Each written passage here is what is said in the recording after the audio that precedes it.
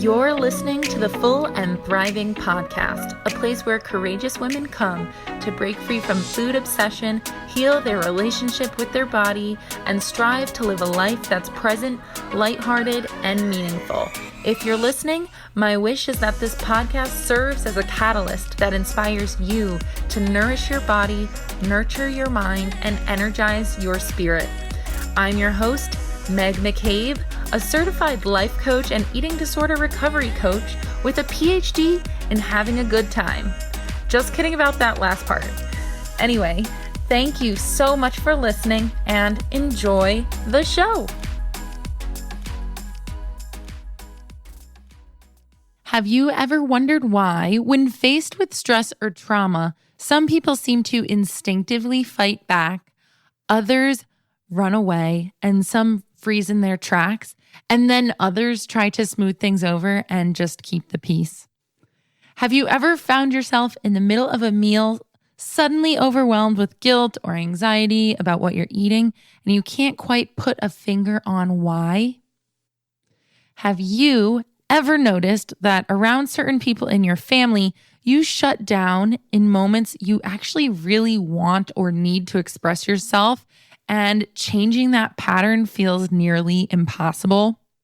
Well, today we are unraveling the mysteries behind these sort of scenarios, and it all begins with understanding your trauma responses and their impact on your nervous system and your relationship with food and body image.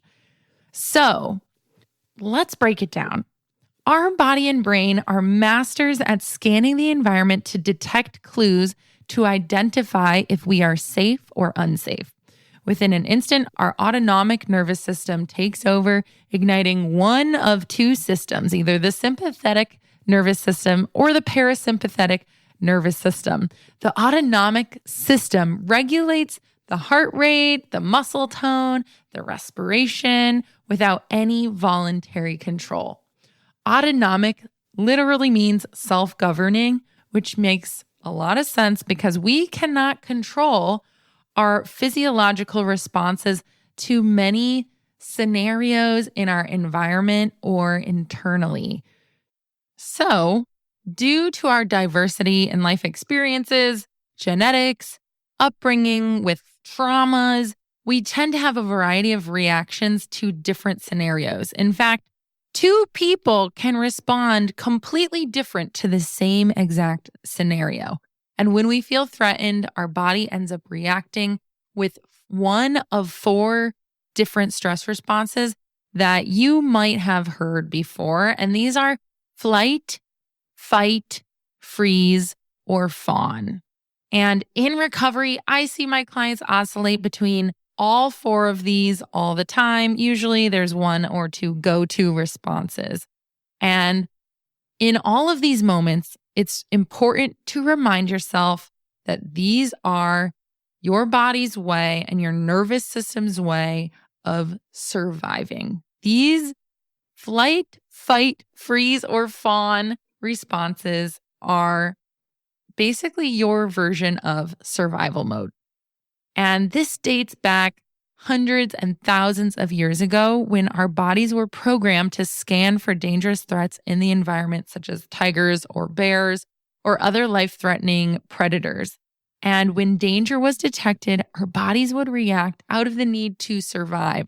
So when you feel emotionally activated or triggered due to something in your surroundings or environment, remember that this is a deeply rooted survival pattern. And when we think about anxiety, our brains become alert to everything around us, detecting and anticipating threats to keep us safe in modern day. So it's a really interesting thing because our anxiety and these stress responses were really created years ago. They were programmed into our genetics years ago to keep us safe from predators. And nowadays, we are essentially predator-free, but these automatic responses still are programmed to keep us safe. And sometimes the reactions might make us feel like we have a scary tiger in front of us, but in reality, it might just be a giant exam, or it could be a job interview, or it could be a therapy session you're nervous for. Whatever it is, it's still a form of survival. And please keep in mind that when your brain is in a starvation state and it is malnourished, your brain and body slow down. Your body is trying to conserve as much energy as possible. And with whatever energy it does have, it goes to the essential organs like the heart and the brain. So eventually, all systems slow down, such as digestion, metabolism, sex hormones, stop being produced. I mean, you name it. When you're in a starvation state, you're putting so much stress on your body that it actually turns into that fight or flight response where everything just goes towards supporting your immediate survival.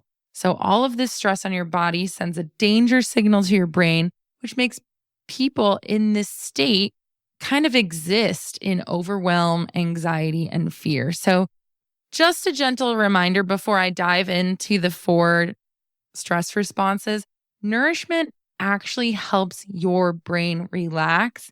It helps de-stress the brain. A nourished brain decreases anxiety and helps you to not sweat the small stuff as much. And eating more food actually signals to your brain that it is in fact safe and taken care of and that it can trust you. So that's just a little caveat for anyone who has been living in a very restrictive state lately. But let's dive into the 4 stress responses and how I see them manifest in eating disorders. So the first response is the fight response.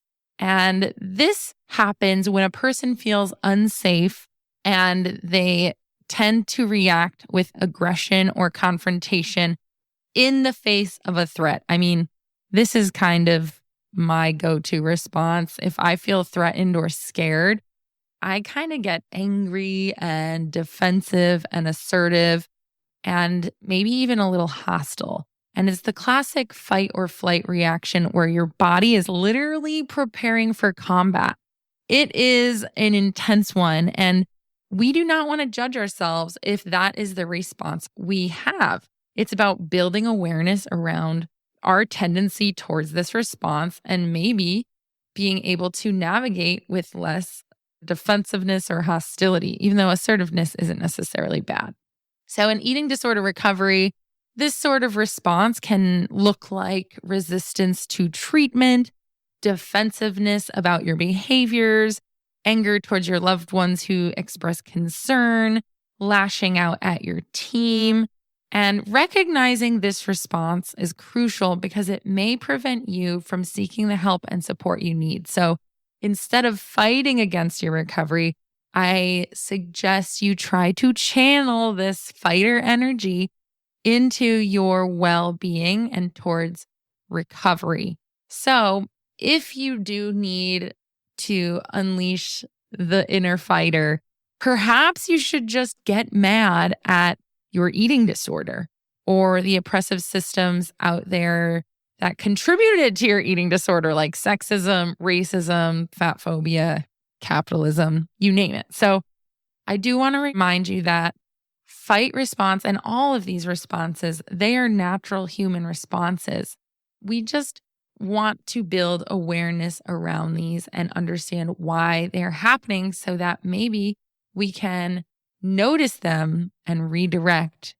It's okay to utilize this fight response to get mad at your eating disorder for everything that it's taken away from you. That's really my main suggestion here. And I also suggest approaching your anger a little bit non-judgmentally and more openly. So when you notice anger in your body and in your thoughts and in your mind, what does that feel like to you? Where do you notice that in your body? And I know that so many of us were taught that anger is wrong and anger is bad. And in fact, anger is a very healthy response to many situations. And so we don't want to judge the anger we have or push it away or avoid it. I challenge you to actually feel your emotions. And once you feel this anger, I want you to try to breathe through it and transform it so that you're not lashing out at the people you love or doing inappropriate things or picking fights or whatever it may be. So we're not going to be mad at our anger. We're just going to notice it and try to express the feelings that we have. And usually anger is a cover emotion, as they say. It's an emotion where usually there's something a lot deeper underneath. So I know that when I feel angry and I get this sense of rage and I feel my fight response come in, it's usually because I'm scared and also because I feel hurt or betrayed or protective of a loved one. So try to figure out what that deeper, more vulnerable feeling is underneath. And again, we don't want you to ever think that having the fight response is wrong. This is something you can't control. It's about being able to pause, recognize, and then take care of yourself and meet your needs, whatever they might be in that situation. So the next response is the flight response. The flight response is all about escaping or avoiding perceived danger. So when you're in that flight mode, you might feel the urge to run away from the source of stress or anxiety. And honestly, I see this a lot with folks who use excessive exercise as their unhealthy coping mechanism. They're actually feeling this need to flee the scene in their body. And so I find that this flight response is directly connected to excessive exercise as well. But anyway, essentially, you are running away from that source of stress or anxiety. And this can manifest as avoidance of important conversations or evasion of certain topics or a strong desire to escape situations. Maybe you're ditching out on some of your sessions or you're making promises you can't keep. For someone with an eating disorder, this could mean avoiding meal times or social eating events. It can also mean engaging in extreme exercise. And if you find yourself exercising excessively, again, have compassion. Know that this might be an ancient survival response. And it could also be your body's way of desperately searching for food. So now that we're becoming aware of these responses, remember, it's not your fault that you respond this way. This is your body's way of surviving. It is rooted in wisdom. However, now it is time for you to respond in a bit more of an appropriate way. So in recovery, it's important to notice when you're fleeing from difficult emotions or avoiding them or situations and find these healthier ways to cope and confront your challenges head on. So if you are a flight response person, I would say it is important to ask yourself, what am I avoiding? What am I running away from? And how can I start facing these fears? How do I be more direct and challenge myself, challenge these things head on? What in therapy have I been avoiding to talk about, right? All of these things are going to be so helpful for you if you are a flight response person. All right, everyone. So the third response is the freeze response. And this occurs when someone becomes immobilized and unable to act or think clearly. And it's characterized by a feeling of being overwhelmed, stuck, or emotionally numb. So essentially, this person shuts down.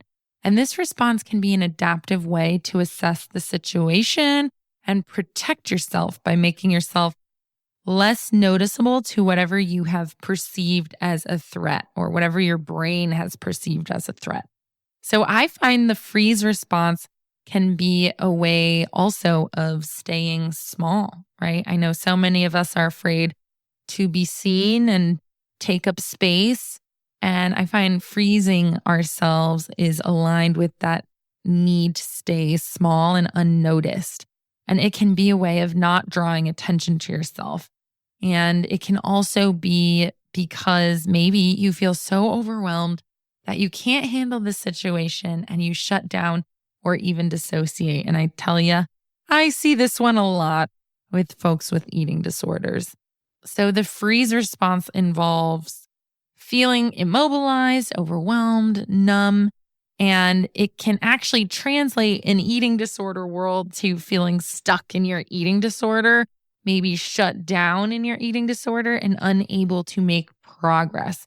Maybe you made progress in the past and now you're just stuck at this certain level, unable to move forward. So recognizing this freeze response can help you understand that recovery might be stalled due to unresolved trauma. Sometimes I find when people keep hitting the same wall over and over again in their eating disorder, it's because they need to do deeper healing work with their therapist or psychiatrist or psychologist. So if you find you're constantly hitting walls or frozen in the same place, it might be time to get that therapist on board or see them more often, or maybe switch the modality that you're working with. So maybe you need more of a DBT specialist, or you need some EMDR, or maybe you need some internal family systems, whatever that is, that can maybe be the change you need to help work on that unresolved trauma. Okay, I also find that this freeze response shows up in folks with eating disorders who have trouble expressing their opinions and emotions, especially to others. And that can be really challenging. I've seen clients shut down sometimes in sessions because I challenge them to a homework assignment that they might not be ready for. And then they shut down and they don't express their feelings or their opinions. And it's something I can sense. And then we just recalibrate and find something that they're more able to access. But sometimes I will get messages after the fact just saying, hey, like I was overwhelmed and don't know if I can do this assignment this week, or I think we need to change the plan. And I'm always open to that, right? And so I want these folks who tend to freeze to find their voice. I want the folks who freeze to speak up and express themselves. And I also want you to do some unpacking and ask yourself, am I super overwhelmed? What tends to overwhelm me? Is there something I can take off my plate? It might even be important to basically pretend you're a detective and just observe and look for the signs that you have shut down. Maybe you're not quite aware that it's happening when it's happening. So when you observe this and notice, okay, how do I feel in my body when I'm shut down? Am I moving or am I not moving? What does my body language say? Does my voice sound like anything? What are my thoughts saying? And noticing and recognizing how that freeze response looks like for you could be really helpful in identifying, hey, this is what I'm doing. And Meg reminds me that when I notice this, I can take care of myself, maybe bring myself to a more grounded place, and ask myself, what can I express right now to help me get through this situation? What can I share with someone else? Maybe it's asking for help. Maybe it's setting a boundary. Maybe it's expressing an opinion or expressing your truth. So, all right, that is number 3. The fourth and final stress response that I find really interesting, and I didn't even know about this one for the longest time. And this is the fawn response.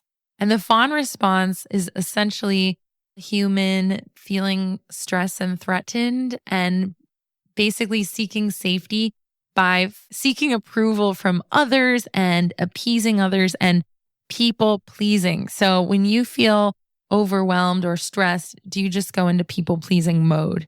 So in this response, you will be inclined to people-please, to accommodate, and to really yield to others, even if it's against your own needs and boundaries, because you want to avoid conflict at all costs. And it's a way of trying to avoid conflict and also ensure acceptance, because according to your brains, survival is linked to social acceptance. So people pleasing is rooted in so much wisdom in that way, right? In order to survive, I must belong. And so the fawn has mastered seeking approval from others by people pleasing. However, the dark side to this is they have completely disowned themselves and their opinions and their needs. I used to do this all the time.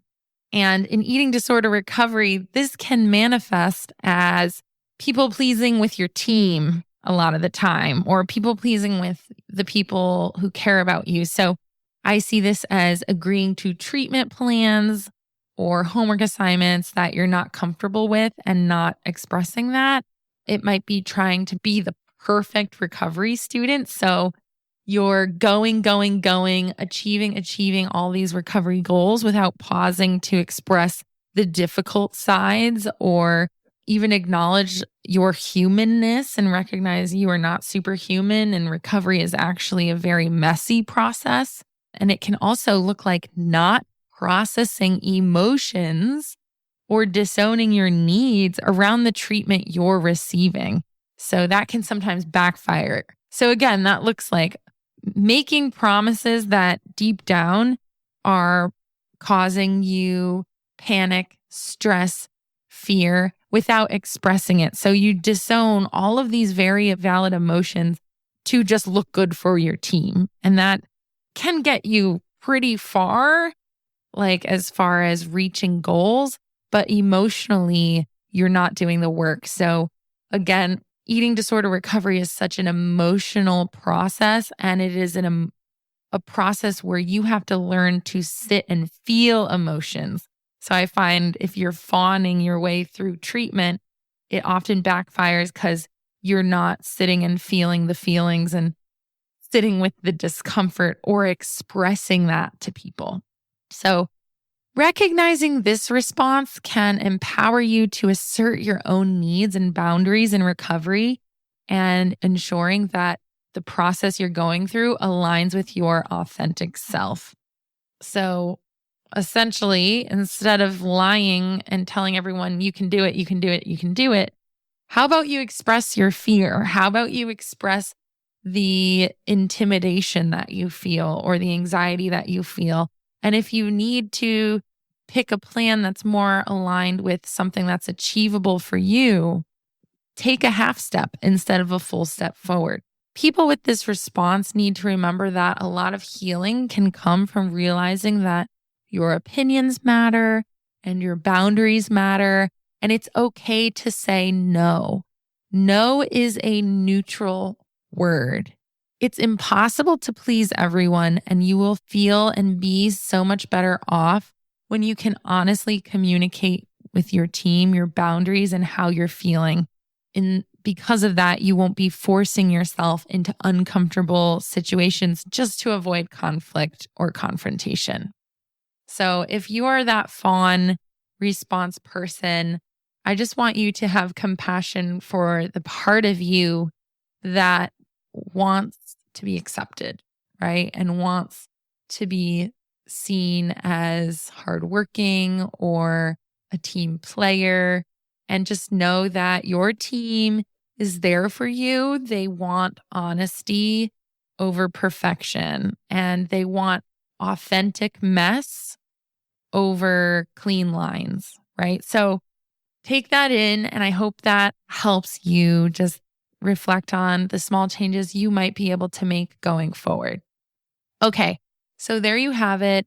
Those are the 4 stress responses. We have fight, flight, freeze, or fawn.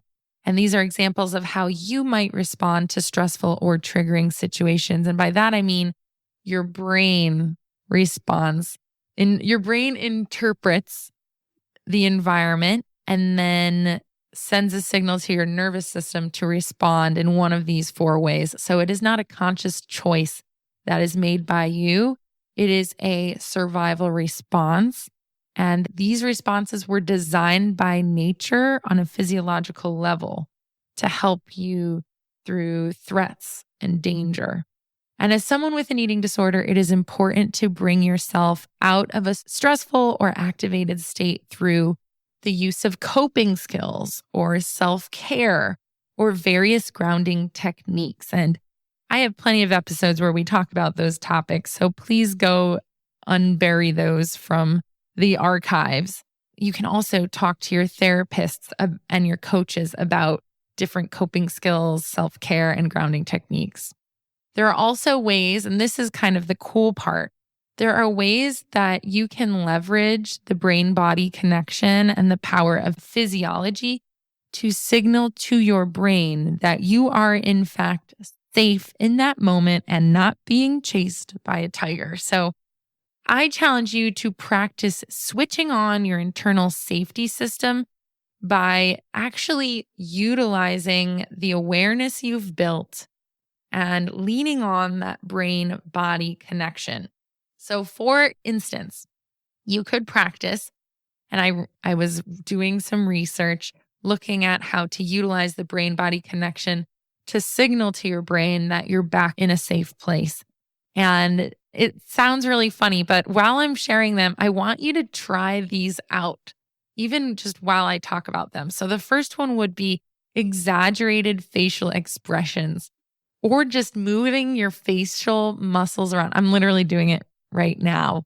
And I'm telling you, when I just move my face around, I'm feeling a lot of tension being released. And it actually feels really good. And I feel my state feel a little lighter. I almost feel like I let go of some tension just doing that.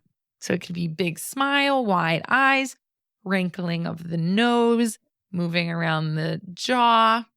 You could also change your body language. So you could stand up straight or sit back straight, roll your shoulders back. You could stretch both arms towards the sky to feel more powerful. You could either clench a fist and release that fist in the sky, or you can have your palms wide open and turn them to face the sky. You can do so many things to break yourself out of a negative state. Another one I read, which I thought was amazing, was you could practice wagging your eyebrows. And you're probably asking, what's wagging your eyebrows, Meg? Well, I didn't know either, but that's just when you move your eyebrows up and down, kind of like, when you look at someone and you're like, hey, like, check that out. And you just raise your eyebrows. I barely ever do that. I'm literally cracking up because I think this is just a funny expression. But you could wag your eyebrows up and down. You could wiggle your nose. And then, of course, there are the more classic grounding techniques like intentionally slowing down your breathing or slowing down your speech.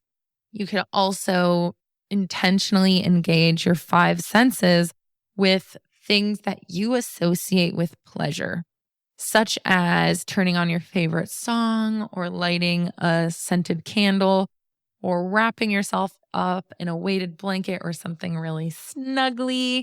And even though we cannot control how our body responds when it detects a threat, I'm sharing all of this with you today because we have the power to reverse the situation and signal to our body that it is, in fact, safe.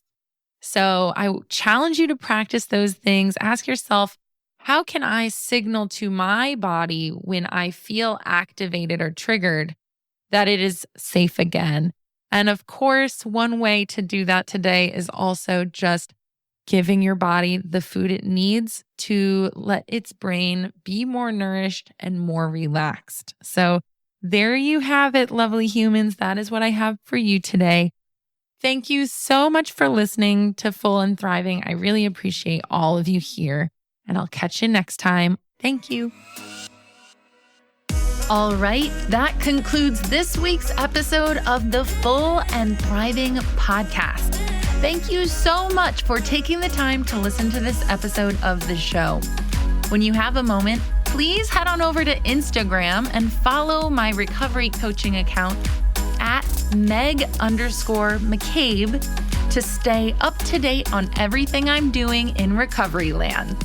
And if you're feeling extra inspired, please send me a direct message to let me know how this podcast has impacted your life. I'd love to hear your feedback. Thanks again for listening, and I'll see you next week.